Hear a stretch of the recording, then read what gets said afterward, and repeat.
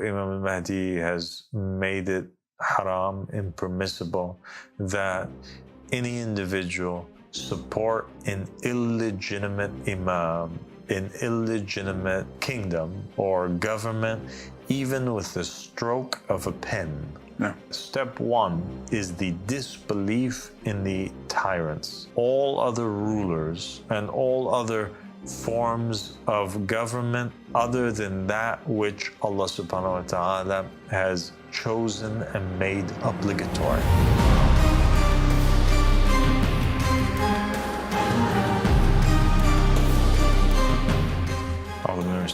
بسم الله الرحمن الرحيم اللهم صل على محمد وآل محمد الإمام المهدي وسلم تسليما. Assalamu alaikum wa rahmatullahi wa barakatuh, my dear brother Abdulkareem. Wa alaikum salam wa rahmatullahi wa barakatuh. Good to have you here. Thank you very much. It's an honor. Thank you for joining me. The honor's mine. Thank you. So, my brother, today we're going to talk about the situation that faces Imam Mahdi alayhi salam. On this channel, I think it's become clear to everybody that, we have a call that we're calling towards and a message. We spoke a lot on the channel and we will continue in the future too as well. Share gems of knowledge. And we've talked a lot about previous covenants, the previous prophets and messengers, and the trials and tribulations that they faced with the establishment of a divine just state, and how that was the culmination of the efforts of all of the prophets and the messengers. We also said that Imam Mahdi alayhi salam is here, the 12th Imam, Muhammad ibn Hassan al-Askari alayhi salam. And that's what we want to focus our conversation on today. This idea that there are these narrations from the Prophet Muhammad sallallahu alaihi wasallam that said, if a person dies and doesn't know the Imam of their time, they'll die the death of ignorance. Mm-hmm.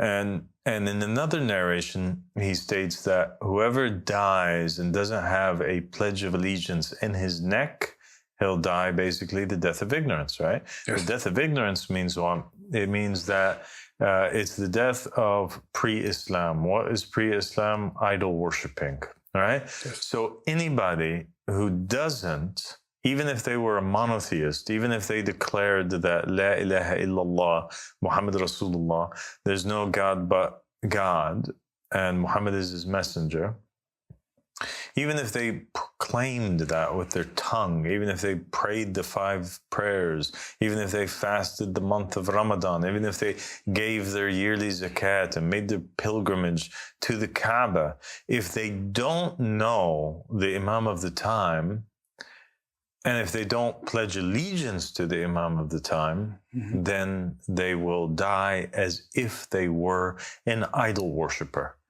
So now there's this tie that's made. The Prophet ties the two concepts together. The idea of the worship of one God, monotheism, and the idea of there being an Imam of the time that you have to pledge your allegiance to. Yeah. Well, what's a pledge of allegiance, AK? A pledge of allegiance is what? A pledge of allegiance is where you basically is pledging the allegiance to the Imam of the time, or that individual that Allah has placed on the earth to go forth and proclaim His word to the people, and giving him this allegiance is like giving allegiance to God. Exactly. But let's go back a few steps. Mm-hmm. What is a pledge of allegiance anyway? What is that? What's a bay'ah? A bay'ah is like is a testimony, or more or less, it's like an oath of allegiance. Exactly. It's an oath. Yeah. And you see, by the way, even today in Saudi Arabia, for example, when King Salman, announced that Muhammad Ibn Salman, MBS, was going to be his successor, what did he demand? He demanded that, all the Saudis, they come forward and they pledge their allegiance, right? And then you had these scenes on the news where they were walking up and they were basically putting their hand into the hand of MBS, right, or his representative, and they were, making swearing allegiance, making an oath, making a promise, right, that they will serve him and that they're going to take him as their king. And so a pledge of allegiance is the same as an oath of allegiance. It's the same thing that a person does when he becomes a citizen of the United States, right? When he says, I pledge allegiance to the flag of the United States of America, right? Or he becomes a citizen of any country on the earth. What happens? They pledge allegiance to the king of that country, right? Or to the constitution of the country, right? Or to the flag of that country, right? You're swearing your loyalty to them. You're swearing that you will serve them, serve that idea, serve that king, serve those laws, right? That you're going to be under that. That this is who you belong to. Your identity is that, right? So it's the same thing that also took place in the Middle Ages, when you'd have these knights or these people that would kind of bend the knee and they would, be in front of the king and they would swear an oath that they're going to serve that king forever. The same thing is taking place.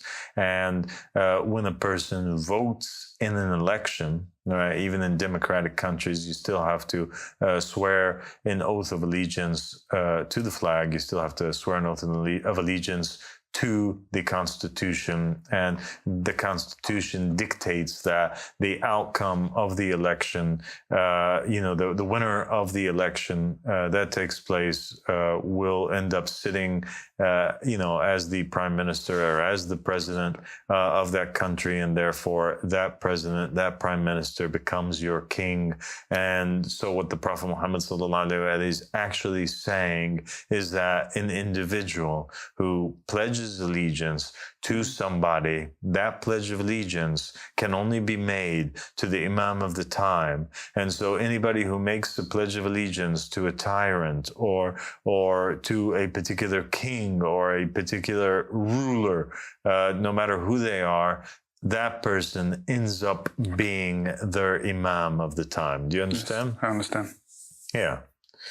So whoever dies without a pledge of allegiance dies the death of ignorance. So according to God, you cannot go through life not choosing a guardian or not serving one king or another. And Imam Ali alayhi salam says in a very famous hadith, what means that basically,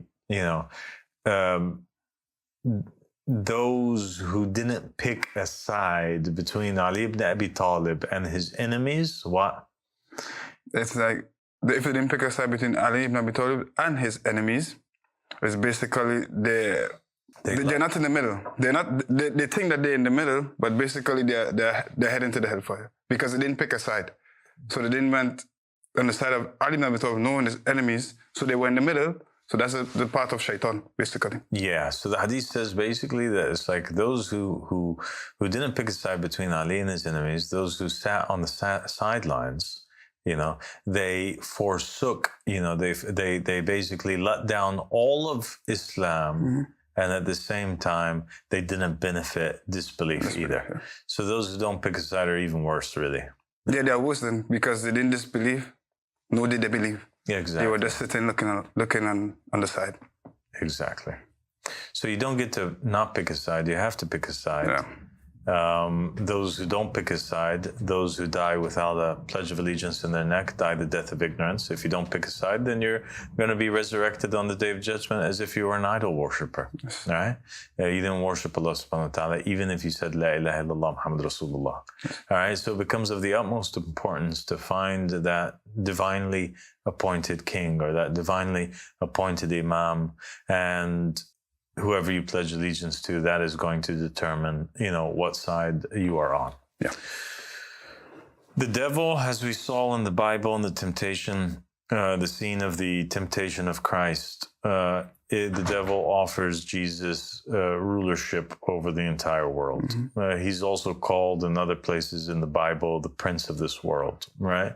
He's the guy who's in control. He's the guy who appoints all of the rulers, all of the leaders. Yes.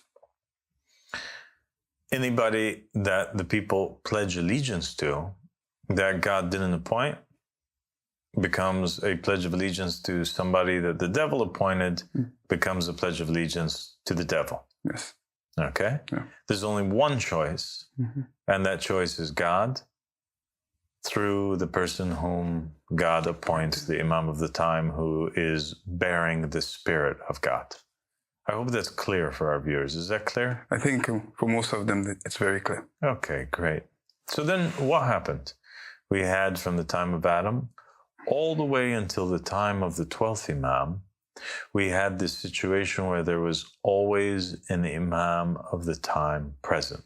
The narrations state very explicitly that if the earth is left without an Imam, a divinely appointed person whom you must pledge allegiance to, if he's not on the planet at any moment in time, the whole planet wouldn't exist. It would melt upon itself, right? Yeah. So God, what that means is that God would never create creation and leave them to be living in chaos without there being this beacon of light, without there being this lighthouse that's shining, this torch that's shining for those whom are seeking the way to find the way, right? Yeah. You have to have an Imam of the time.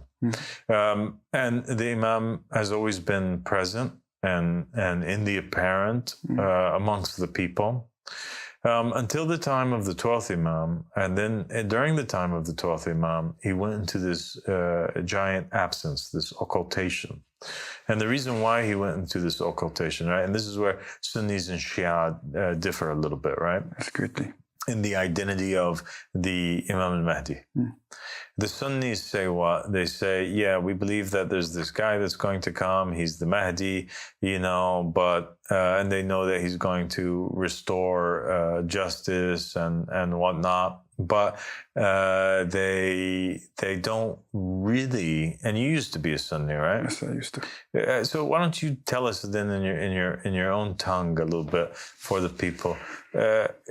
How did Sunnis understand this concept of there existing an Imam Mahdi that's going to come at some point, but at the same time, they don't believe that he's present now, but at the same time, there's these narrations, these Sunni narrations that state that if you don't pledge allegiance to the Imam of your time, you're going to die the death of ignorance? In terms of if you don't find the Imam of your time, that you will die the death of ignorance, Jahiliyyah, they take this hadith as the Khalifa of the Muslims, for sure. But as for the Imam, the Imam of the time, they don't say it is an Imam of every time. It's every time there is a Khalifa on the throne of the Muslim, then you pledge your allegiance. So it's, for example, since the Ottoman Empire, the Sunni nation hasn't had the caliphate. So they said, okay, now we don't have a caliphate. Now this narration is not binding on us. This is how they look at it in this instance. Some of the Khawarij, for example, right? They look at this narration as every time, but they look at it as the one that is fighting jihad, or the one that is going out and calling towards Hakimiyatullah in their understanding of it. Yeah. And so, for example, for them, who would it be? Right now, at that time, this would have been for them Bin Laden. For Daesh, this would have been ISIS. This would have been Baghdadi. These individuals, for some of these groups. But the Messenger of Allah, he said in the narration, who doesn't pledge allegiance to the Imam of their time, meaning every time there will be an Imam. So it seems that, and it's clear that the understanding of this narration was indeed false, and it actually was not following the Imam of the time. So this is in this aspect of the Imam of the time, they have definitely gone astray in it. as for the aspect of Imam Mahdi and his coming and all these narrations that mention him, and in the aspect of Muhammad ibn Hassan al-Askari, they say he cannot be this Mahdi because he was born 100, 1,100, 200 years ago. Yeah? So he will not be this individual that the Shias believe in as the Imam of the time of Muhammad ibn Abdullah, as they say, the Sunnis. Yeah, I think that's fascinating. Now you brought up a really important point that I want our viewers to kind of like pay attention to.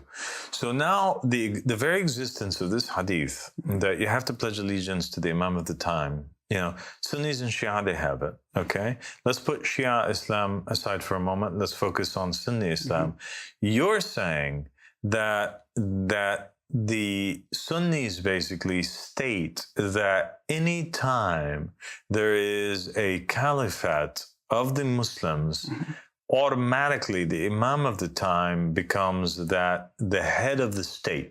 Yes. Okay. So they understand the Imam of the time to be the king or the ruler of the Muslims. Exactly. That the authority of church and state, right, so to speak, or the religion and the rulership of the nation, they're one and the same. It's combined, and it's in the head of the state of the overall Muslims, right? Yes. It has to be one overall Muslims. That's correct. Good. So that means that for the Sunnis, the first Imam of their time after the Prophet Muhammad sallallahu alaihi wasallam would have been Abu Bakr. And then after him, Umar. Yes. And then after him, Uthman. And then after him, Ali ibn Abi Talib alayhi salam. And then after him, Muawiyah ibn Abu Sufyan, right? And then Yazid. And then, you know, it starts continuing on through all of the different Umayyad rulers, then the Abbasid rulers, and then the Ottoman Empire rulers. Yeah. Okay. But then after the Ottoman Empire, we have this problem where all of the nations, the Arab nations, were split up, right? The Ottoman Empire was cut up and divided, and there became Algeria, Tunisia, Morocco, Egypt, Libya, Syria, Sudan, Saudi Arabia, Qatar, UAE, Palestine, all these different nations, right, are set up. So then what happens now? Because now you have multiple leaders that are placed over every state. And now here's where the difference of opinion comes. So within the Sunni world, then, there became this thing where the governments would state that, okay, now it's obligatory for you to pledge allegiance to the ruler and to never go out against the ruler. So a group of Sunnis, they believe that it becomes their religious obligation to never protest, for example, against Hosni Mubarak. Yes. And I was in Egypt during the protests against Hosni Mubarak, and I was part of that whole toppling of and overthrow of Hosni Mubarak. Yeah. And I remember that on the television sets, the preachers at the mosques, everybody were yelling at the top of their lungs and trying to convince the people that it's an absolute act of disobedience and heresy, and it's haram, totally forbidden to go out on the ruler of the Muslims, whom they were saying is Hosni Mubarak. Yeah. Right? And then you have the other Muslims, and this is, I think, the more fascinating point that you managed to point out, that believe that no, these guys are illegitimate, they're tyrants. The only way, and they're actually fighting Islam, the only way that you can fulfill this narration is by pledging allegiance to the ruler of all of the Muslims. So they don't recognize individual state leaders. They want somebody that's going to unite and rule all of the Muslims. Exactly. Okay.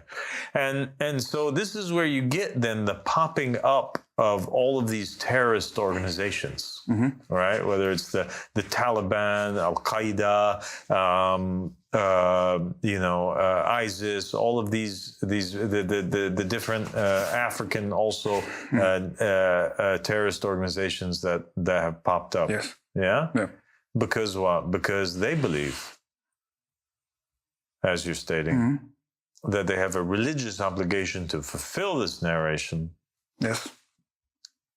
And they can only do so by pledging allegiance to the guy who's making it his life mission to reestablish a Muslim nation. Yes. And so therefore, the allegiance and loyalty of a lot of the Sunni Muslims will shift from being loyal to the state to being loyal to organizations such as the Muslim Brotherhood, for example, whose mission it is to establish an Islamic caliphate. Yes. All right. And that's why I guess these organizations end up being at odds, or these terrorist groups end up being at odds with the governments, the tyrannical governments of the states, because both of them are proclaiming and claiming to be the fulfillment of this narration. They're both saying we're the Imam of the time. Yes. Right? Subhanallah. Subhanallah. Yeah. There's other narrations, AK, that state that basically whoever pledges allegiance to somebody, that they're going to be resurrected on the day of judgment, as part of their group. So on the day of judgment, according to these narrations, every group is standing in front of God, and everybody's looking for the Imam of their time, so they go and they stand with him. So the people that pledged allegiance to Husn Mubarak, they go stand with Husn Mubarak, and Husn Mubarak kind of, takes them towards God. He leads his people over there. The people that pledge allegiance to Bin Laden, the same thing, Lanatullah Ali. The people that pledge allegiance to Bashar al-Assad or to whoever it is, each group of people will go with their ruler. Yes. The people that pledge allegiance to Yazid will go with Yazid. Right? Yes. Okay. Then we have how Shia Muslims look at it. And Shia Muslims see the whole idea of this Imam of the time as being different. And they also agree with Sunnis that the Imam of the time has both powers, the powers to rule the nation and the religious authority, right? The keys to the heavens and the earth, that they are powers of church and state are combined in one individual. But they believe that these individuals are particular individuals that were pointed out and named by the Prophet Muhammad and they believe in 12 imams. Hence, the Shia are called 12ers, right? Because they believe in these 12 divinely appointed individuals or imams that were specifically named in narrations by the Prophet Muhammad and his family. And they go through, they're basically after the Prophet Ali ibn Abi Talib. And so they believe that the first caliph of the Muslims, Abu Bakr, second, Umar ibn Khattab, third, Uthman ibn Affan, that these guys were usurpers.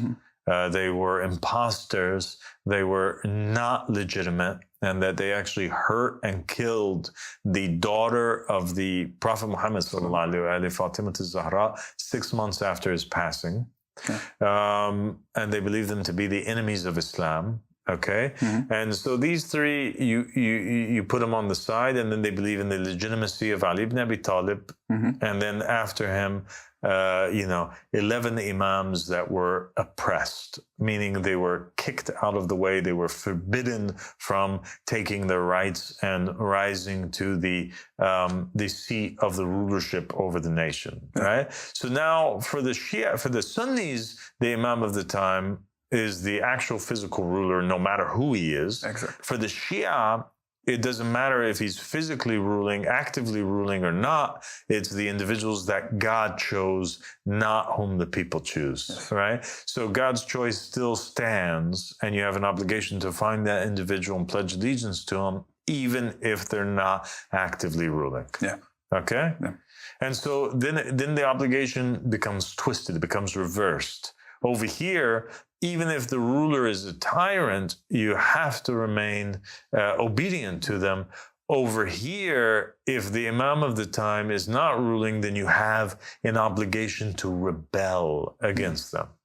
Yeah, because you only have an oath and allegiance to the Imam of the time. The Imam of the time. And that's why you find in these Shia countries, right, such as Lebanon, you find that it's very easy for these groups such as Hezbollah to pop up, because Hezbollah is claiming to represent Imam Mahdi alayhi salam, Yes. right? Yeah. And so the people don't feel like they have allegiance that's binding to the Lebanese state. Yeah. They feel that they only owe Imam al-Mahdi their loyalty, and so they march behind those whom are claiming to be representing Imam al-Mahdi alayhi salam, right? Definitely. And so because Hassan Nasrallah is claiming that he's paving the way for Imam al-Mahdi, so then they pledge allegiance to Hassan Nasrallah, right? Or they march behind Hassan Nasrallah with this idea in their minds that their oath of allegiance is to the 12th Imam. Yes. And the same thing with Iran. This is how the leader of Iran, Khamenei, manages to remain in power, is because he has this kind of religious authority that he's holding over the heads of the Shia. That, like, guys, you guys have an obligation to pledge allegiance to the Imam of the time. This state is the state of Imam al-Mahdi alayhi salam, and I'm a representative of the Imam al-Mahdi alayhi salam, and so therefore you have to listen to me. You have to, because if you don't, then you're going to go to hellfire. So as you brought up this point, after the occultation of Muhammad ibn Hassan al-Askari, and he went into this occultation. Through the years, through the centuries, you have seen individuals pop up in certain countries and claim to be his representatives in Iran, in Lebanon, in Iraq. The question I have is, after his occultation, what really happened? And who were these individuals, not by name, but who are these individuals, since these scholars are claiming to be his representatives today and now, and who gives allegiance to them, gives allegiance to him. Mm-hmm.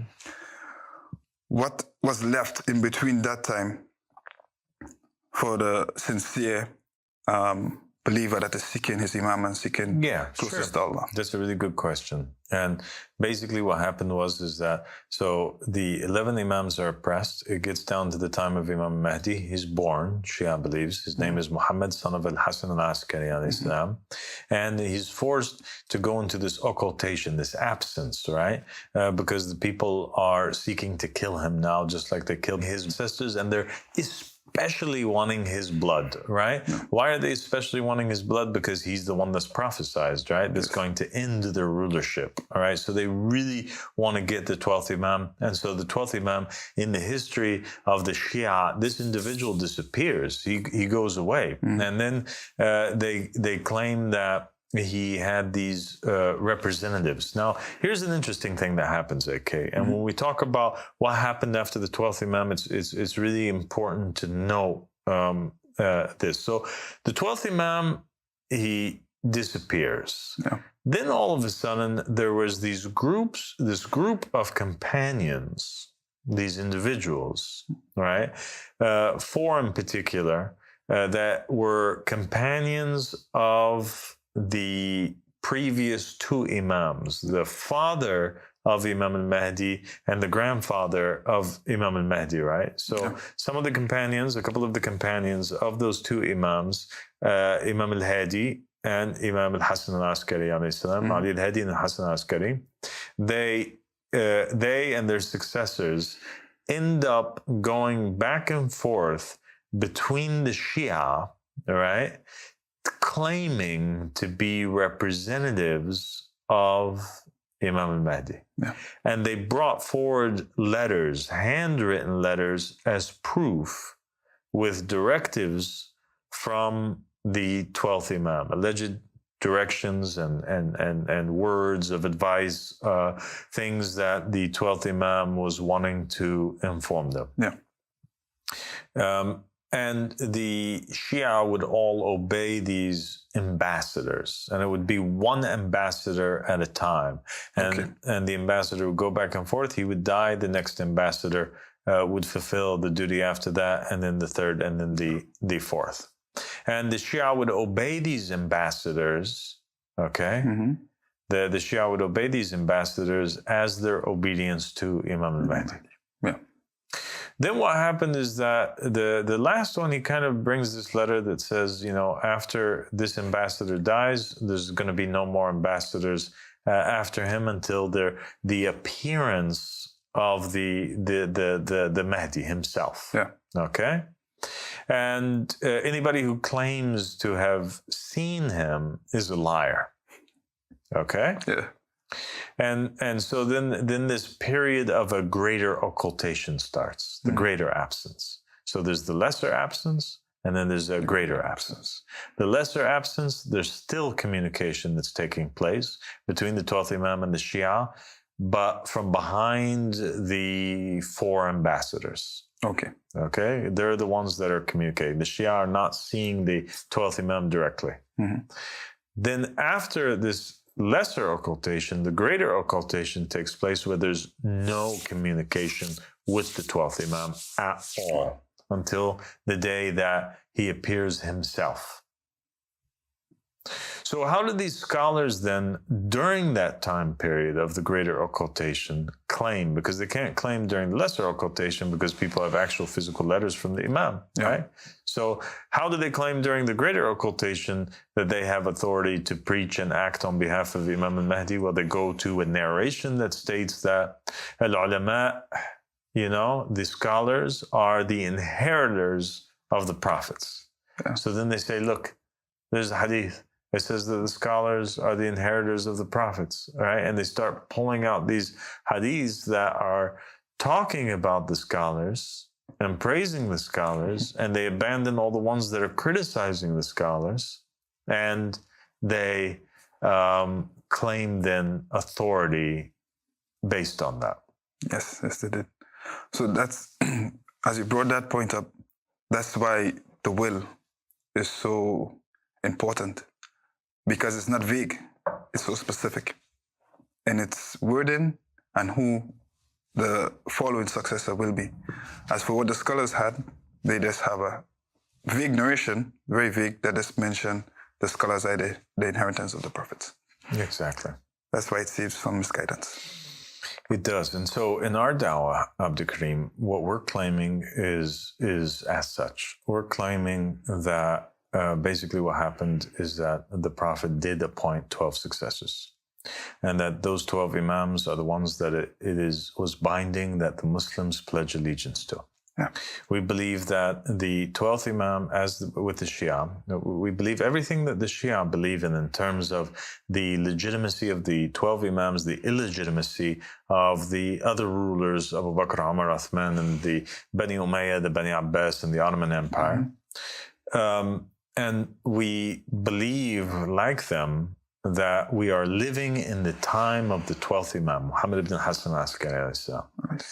Now, here is where we differ. We differ because we believe that after the 12 Imams, there are 12 Mahdis. And you can find the names of the first 3 Mahdis in the will of the Prophet Muhammad, the same will that the 12 Shias believe in, that mentions the names of the 12 Imams. And we believe that we speak with authority, right? And we're claiming that we're speaking with authority because we are stating that 2 of the individuals that are mentioned in the will by name have come out and spoken to the people in their flesh and in their blood. And that is Ahmad al-Hassan, and there is Abdullah Hashem Aba Al-Sadiq, myself. Okay, that both of our names are mentioned in the will. We've claimed it and we've spoken to the people. We also have clarified to the people that those 4 individuals that were so-called ambassadors after the absence of the 12th Imam were liars. And the letters which they brought forward to the people were not true letters from the 12th Imam, that they were usurping the position of the true door to the 12th Imam. When Imam Mahdi disappeared, he did leave a representative, he did leave a messenger from him, but it was only one individual. And that individual was a man by the name of Muhammad ibn Nusayr. Okay? Muhammad ibn Nusayr was the true and only door to the 12th Imam after he went into an absence, and these four were liars. Yeah.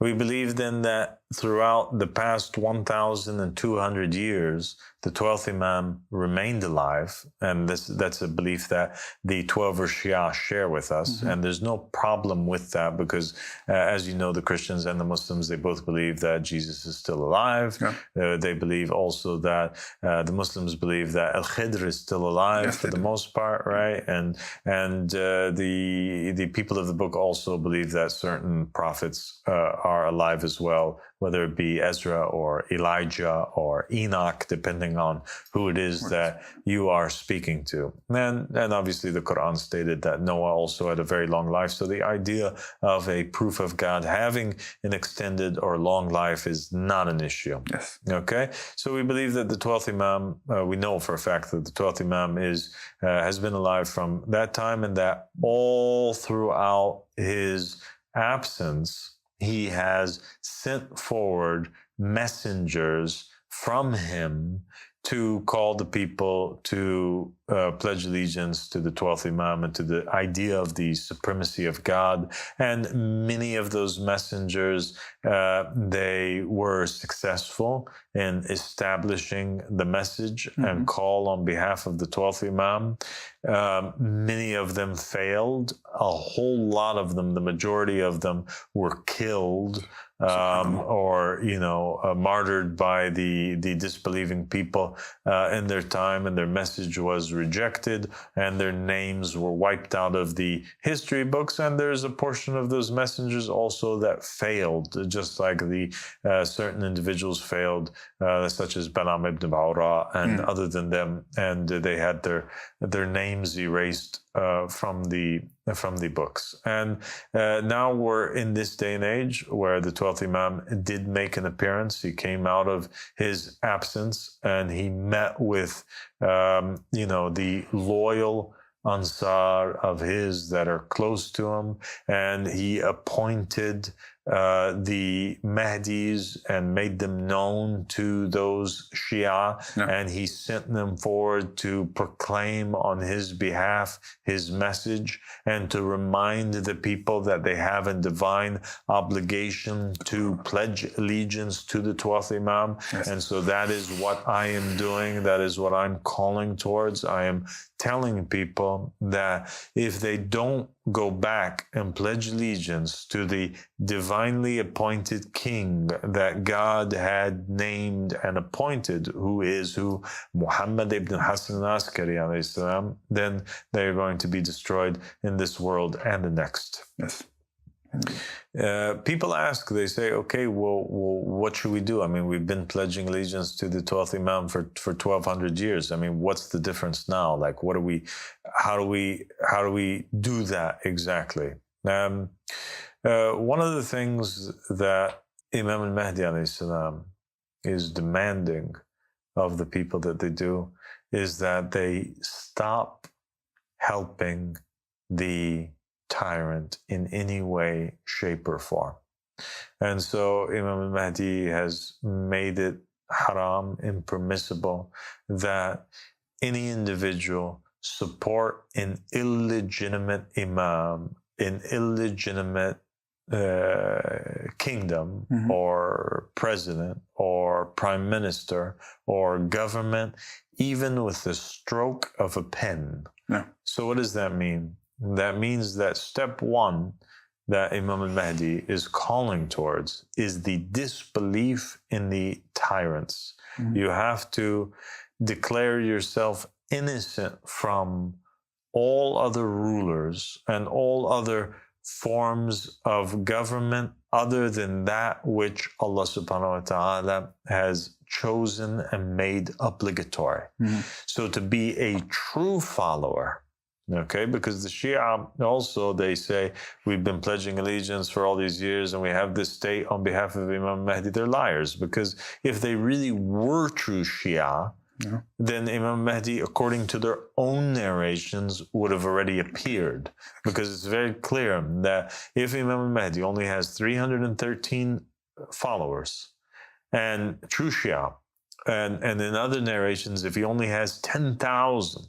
So if he only has 313, he appears. If he only has 10,000 plus 313, he rises, right? This is according to them. Yeah. So they have millions.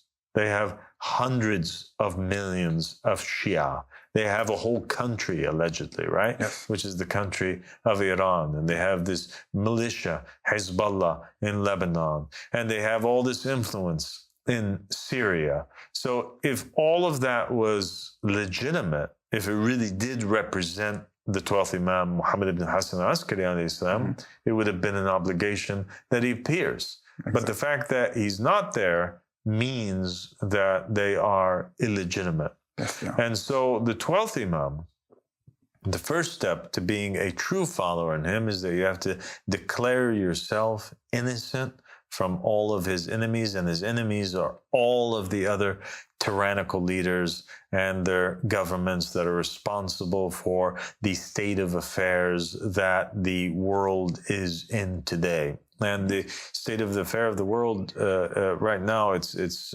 incredibly scary. Yes. We have wars and rumors of wars that are taking place, right? Yes. Yeah. We have a war in Russia and Ukraine, between Russia and Ukraine, a war between the so-called state of Israel, and between Palestine. You have a war that is taking place between, that right now really is about to pop off, where you just had on the news that the US and the UK have bombed the Houthis in Yemen.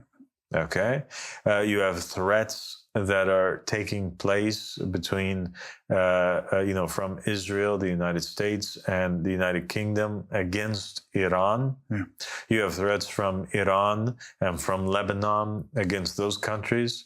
You have crossfire and missiles that are being shot between Lebanon and between Israel. There are analysts and government agencies and people in the news. It's all talking about how there could be this wider Middle Eastern war that would take place. And people are saying if that did take place, that would be the Armageddon that is mentioned in the prophecies. And you have all of the,